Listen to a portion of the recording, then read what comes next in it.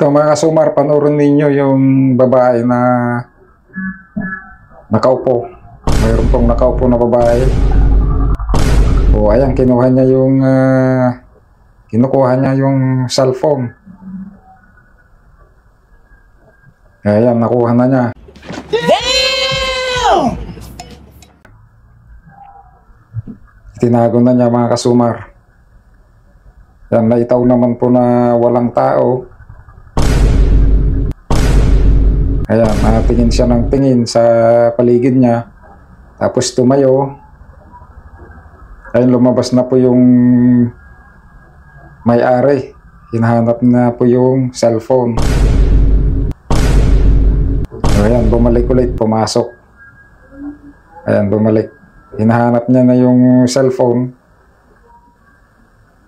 Tapos yung babae naman, kunwari walang alam. Diba? Nagpipindot siya ng cellphone. Hindi natin marinig kung ano yung pinag-usapan nila. Pero ang problema dito, hindi ba halata ng babae na siya ang kumuha kasi siya lang naman yung nandyan, diba? Ayan, hinahanap yung cellphone. Kahit anong gawin niya, hindi niya mahanap. Ayan o, ayan, lumabas na siya. Ayan, hinahanap niya.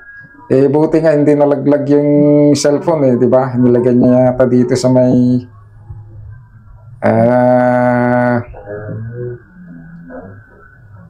dito, sinuksok dito sa may biwang niya. Ayun, di talaga mahanap ng babae yung cellphone.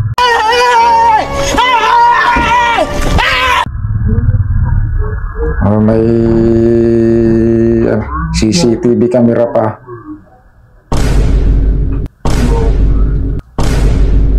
O ayan, ayan, gano'n, binato na niya. O ayan, nalaglag. Damn! O ayan. Ang tanong ko na, no, babae, hindi man lang niya napansin na ibinato niya. Yan, pero nasa CCTV na eh. Nakita na na-video siya. So, pag chinek yung video, yung CCTV, sure makikita ng babae yung ginawa niyang pagkuha sa cellphone.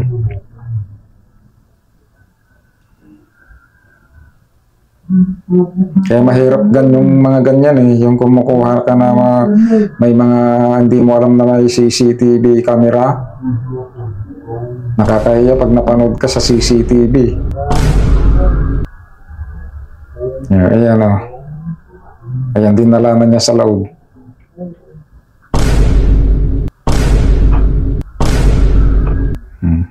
Nakaupo pa rin yung babae. Hindi natin alam kung nakatambay lang ito.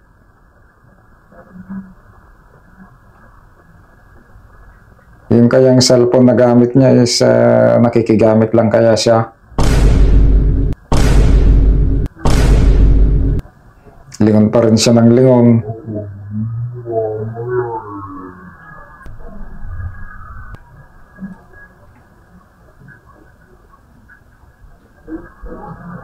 Dapat kung ako lang yung babae, tinignan ko na doon sa CCTV camera eh. Kaya kayong mga may-ari ng store, kung ganyan po na nakatiwangwang po yung store ninyo, halimbawa, huwag kayong magtitiwala. Kasi lalo pag nasa harap yung pera, yung lalagyan, eh talagang mawawala. Yan lamang po yung mapapanood natin mga kasumar. So ingat-ingat. Ayun, bumalik na yung may-ari.